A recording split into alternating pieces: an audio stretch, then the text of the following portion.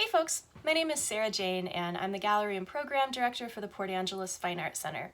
Today I'd like to share a little bit with you about one of our upcoming artist calls for new artworks to be added to Webster's Woods Sculpture Park. This is a pretty unique space. I've been working in the arts for about 20 years and I've never experienced anything like it. So I'd like to tell you a little bit about it and maybe encourage you or somebody you know to apply. Webster's Woods is 5 acres of second growth Olympic forest. It's heavily wooded with a rugged terrain that's crisscrossed with hiking trails. It's common to see wildlife moving through the park as you're there. And in places the trees open up and give really stunning views of the strait and the mountains. Over the past 20 years, this park has held an ever-changing collection of artwork.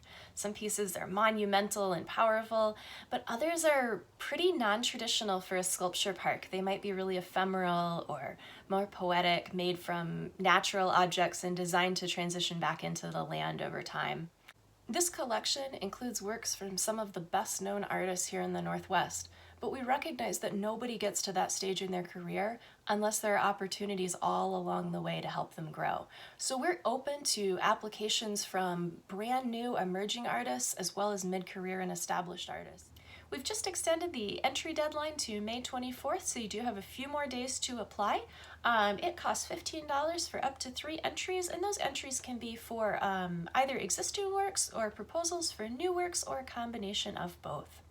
I'm going to pop my email address here in the end notes on this little video, so if you've got any questions along the way, I hope you'll reach out, and I look forward to talking to you and hopefully seeing some entries from you soon. Thanks, folks!